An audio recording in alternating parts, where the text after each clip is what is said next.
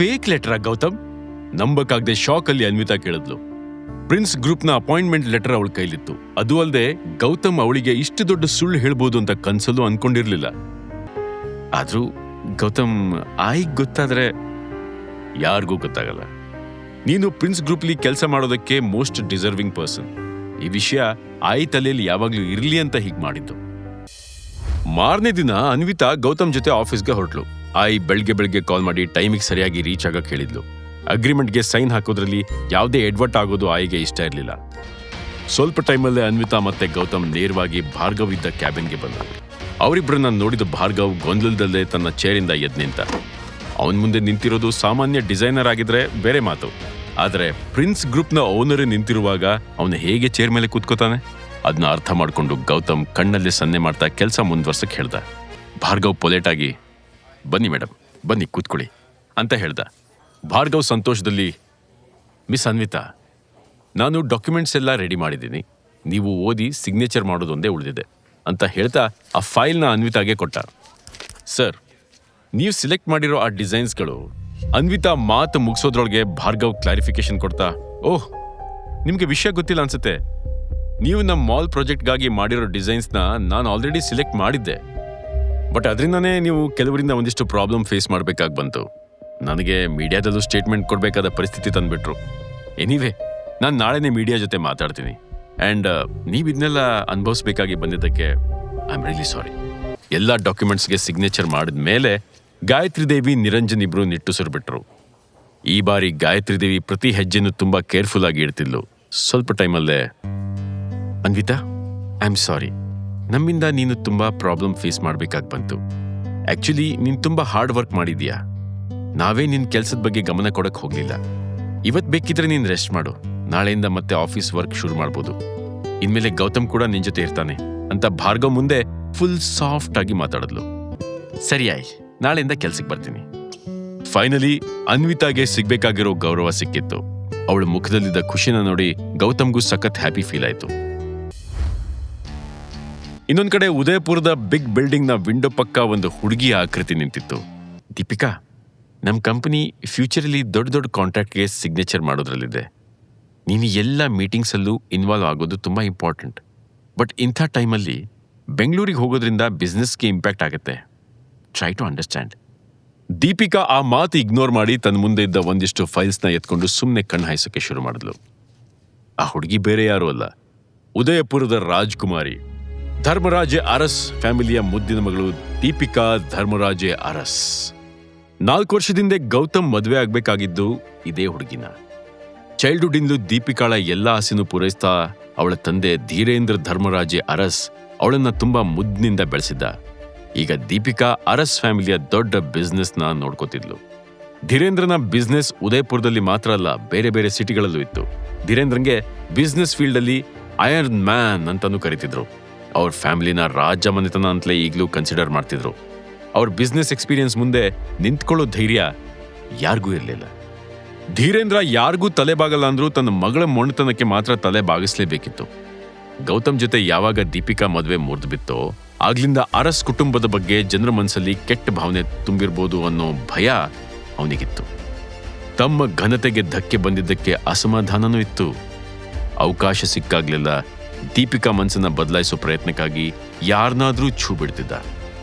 ಗೌತಮ್ ಮನೆಯಿಂದ ಓಡೋದ್ಮೇಲೆ ದೀಪಿಕಾಗೆ ಉದಯಪುರದ ದೊಡ್ಡ ಶ್ರೀಮಂತರ ಜೊತೆ ಮದುವೆ ಮಾಡಬೇಕು ಅಂತ ಧೀರೇಂದ್ರ ಟ್ರೈ ಮಾಡ್ತಾನೆ ಇದ್ದ. ಆದರೆ ದೀಪಿಕಾಗೆ ಗೌತಮ್ನ ಮರೆಯಕ್ಕೆ ಸಾಧ್ಯನೇ ಇರಲಿಲ್ಲ. ಅವಳು ಗೌತಮ್ ಬಗ್ಗೆ ಇನ್ಫಾರ್ಮೇಶನ್ ಕಲೆಕ್ಟ್ ಮಾಡ್ಕೋತಿದ್ಲು. ಕೆಲವು ದಿನದ ಹಿಂದೆ ಪಟೇಲ್ರು ಗೌತಮ್ ಮದುವೆ ಆಗಿದ್ದಾನೆ ಅಂತ ಹೇಳಿದ್ರು. ಆದರೆ ದೀಪಿಕಾ ಮನಸ್ಸಲ್ಲಿ ಅವನ ಮೇಲೆ ಪ್ರೀತಿ ಮಾತ್ರ ತುಂಬಿಕೊಂಡಿತ್ತು. ಆ ಟೈಮ್ಗೆ ಅವಳ ಕಣ್ಗೆ ಗೌತಮ್ ಮದುವೆ ದೊಡ್ಡ ಮ್ಯಾಟರ್ ಥರ ಕಾಣಿಸ್ಲಿಲ್ಲ. ಆದ್ರೆ ಇವತ್ತು ತನ್ನ ಕಂಪನಿ ಕೆಲಸಗಳನ್ನೆಲ್ಲ ಅರ್ಧಕ್ಕೆ ಬಿಟ್ಟು ಕೂಡಲೇ ಬೆಂಗಳೂರಿಗೆ ಹೋಗ್ಬೇಕು ಅಂತ ಡಿಸೈಡ್ ಮಾಡಿದ್ಲು.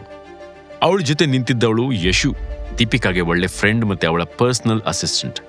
ಯಾವಾಗ್ಲೂ ದೀಪಿಕಾ ಜೊತೆಗೆ ಅವಳ ವೆಲ್ ವಿಷರ್ ಆಗಿ ಇರ್ತಿದ್ಲು. ಸ್ವಲ್ಪ ಟೈಮ್ ನಂತರ ದೀಪಿಕಾ ಯಶು ಜೊತೆ ಬೆಂಗಳೂರಿಗೆ ಹೊರಟ್ಲು. ಉದಯಪುರದಿಂದ ಬೆಂಗಳೂರಿಗೆ ಲಾಂಗ್ ಜರ್ನಿ. ಅಲ್ಲಿಗೆ ರೀಚ್ ಆಗುವಷ್ಟರಲ್ಲಿ ದಿನಗಳೇ ಕಳೆದಿತ್ತು. ದೀಪಿಕಾ ಆದಷ್ಟು ಬೇಗ ಗೌತಮ್ನ ಮೀಟ್ ಆಗಬೇಕು ಅಂತ ಎಕ್ಸೈಟ್ಮೆಂಟ್ ಅಲ್ಲಿದ್ಲು. ಬೆಳಗ್ಗಾದ ತಕ್ಷಣ ಅನ್ವಿತಾ ಹೊಸ ಜೋಶಲ್ಲಿ ಗೌತಮ್ನ ಕರ್ಕೊಂಡು ಆಫೀಸ್ಗೆ ಹೊರಟ್ಲು. ಸ್ವಲ್ಪ ದೂರ ಹೋದ್ಮೇಲೆ ನೈಸ್ ರೋಡಲ್ಲಿ ಒಂದಿಷ್ಟು ಲಕ್ಸುರಿಯಸ್ ಕಾರ್ಗಳ ಸಾಲು ಅವನು ಹಿಂದೆ ಮುಂದೆ ಹೋಗ್ತಿರೋದನ್ನ ಅಬ್ಸರ್ವ್ ಮಾಡಿ ಗೌತಮ್ಗೆ ಸರ್ಪ್ರೈಸ್ ಆಯಿತು. ಆದರೆ ಅವನು ಇರೋ ಖುಷಿಲಿ ಅದನ್ನೆಲ್ಲ ಇಗ್ನೋರ್ ಮಾಡ್ದ. ಬಟ್ ಅವನ ಪಕ್ಕದಲ್ಲಿ ಪಾಸ್ ಆಗ್ತಿದ್ದ ಒಂದು ಕಾರಲ್ಲಿ ದೀಪಿಕಾ ಇದ್ಲು.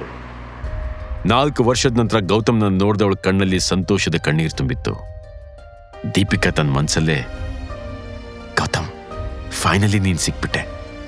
ನೀನು ನೋಡ್ತಿದ್ರೆ ನಿನ್ನೆ ಅಷ್ಟೇ ಮದುವೆ ಮಂಟಪದಲ್ಲಿ ಮದುಮಗನ ಥರ ಪಕ್ಕದಲ್ಲಿ ಕೂತಿದ್ದೀನೋ ಅನಿಸ್ತಿದೆ. Such a nice feeling. ಈ 4 ವರ್ಷ ನಿನ್ನ ಹುಡುಕ್ದಿರೋ ಜಾಗ ಇಲ್ಲ ಗೊತ್ತಾ? ಬಟ್ ಈ ಸರ್ತಿ ಮಾತ್ರ ನಿನ್ನ ಬಿಟ್ಟು ಹೋಗೋ ಮಾತಿಲ್ಲ ಅಂತ ಹೇಳ್ಕೊಂಡು ನಗ್ತಿದ್ಲು. ಆದರೆ ಸಡನ್ ಆಗಿ ಅವಳ ಕಣ್ಣು ಗೌತಮ್ ಪಕ್ಕ ಕೂತಿದ್ದ ಅನ್ವಿತಾನ್ ಮೇಲ್ ಬಿದ್ವು. ತಕ್ಷಣ ಅವಳ ಮುಖ ಬಿಳಿಸ್ಕೊಂತು. ಅವಳ ನಿರಾಶೆ ತುಂಬಿದ ಕಣ್ಣನ್ನು ನೋಡಿ ಯಶು, ದೀಪಿಕಾ, ನಿಂಗೆ ಗೌತಮ್ ಜೊತೆ ಮಾತಾಡಬೇಕು ಅಂದರೆ ಹೇಳು, ನಾನು ಈಗಲೇ ಡ್ರೈವರ್ ಹತ್ರ ಹೇಳ್ತೀನಿ. ನೋನು, ಇದು ರೈಟ್ ಟೈಮ್ ಅಲ್ಲ, ಸಮಯ ಬರಲಿ.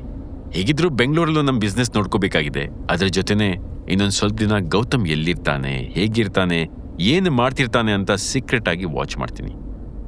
ಯಶು ಭಾರವಾದ ಉಸಿರಾಡ್ಕೊಂಡು, ಸರಿ ಹಾಗಿದ್ರೆ ಡ್ರೈವರ್ ಕಾರ್ ಟರ್ನ್ ಮಾಡು, ನಾವು ವಾಪಸ್ ಹೋಗ್ತಿದ್ದೀವಿ ಅಂದ್ಲು. ಡ್ರೈವರ್ ಕಾರ್ ಸ್ಲೋ ಮಾಡ್ತಿದ್ದಂಗೆ ಕೆಲವೇ ಸೆಕೆಂಡಲ್ಲಿ ಗೌತಮ್ ಕಾರು ಅವ್ರ ಕಣ್ಣಿಂದ ಮರೆಯಾಯಿತು. ಸ್ವಲ್ಪ ಹೊತ್ತಲ್ಲಿ ಗೌತಮ್ ಮತ್ತು ಅನ್ವಿತಾ ರಾಜ್ಗುರು ಗ್ರೂಪ್ಗೆ ರೀಚ್ ಆಗಿದ್ರು.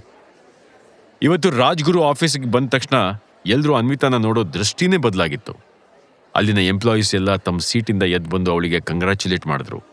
ಫ್ಲವರ್ ಬೊಕೆ ಕೊಟ್ಟು ಹಗ್ ಮಾಡಿದ್ರು. ಕೊನೆಗೆ ಅನ್ವಿತಾ ಕಣ್ಣು ಶರಣ್ಯ ಮೇಲೆ ಬಿತ್ತು. ಅವಳಿನ್ನೂ ಅನ್ವಿತಾನ ಕೋಪದಲ್ಲೇ ನೋಡ್ತಿದ್ಲು. ಅನ್ವಿತಾ ಅವಳನ್ನ ನೋಡಿ, ಶರಣ್ಯ, ನೀನು ಪ್ರಾಮಾಣಿಕತೆಯಿಂದ ಯಾವುದೇ ಹೊಟ್ಟೆಯವರು ಇಲ್ಲದೆ ಕೆಲಸ ಮಾಡಿ ಮೇಲ್ ಬರಬೇಕಿತ್ತು. ಅದ್ಬಿಟ್ಟು ನನ್ನ ನೋಡಿ ಸಿಟ್ಟು ಮಾಡ್ಕೊಳ್ಳೋದು ಯಾಕೆ ಅಂದವಳು ಬೇಸರ ಮಾಡ್ಕೊಂಡು ಕೊನೆಗೆ, ಹೋಗ್ಲಿ ಬಿಡು, ಮೊದಲು ನಿರಂಜನ್ಗೆ ನನ್ನ ಕ್ಯಾಬಿನ್ ಖಾಲಿ ಮಾಡಕ್ಕೆ ಹೇಳು.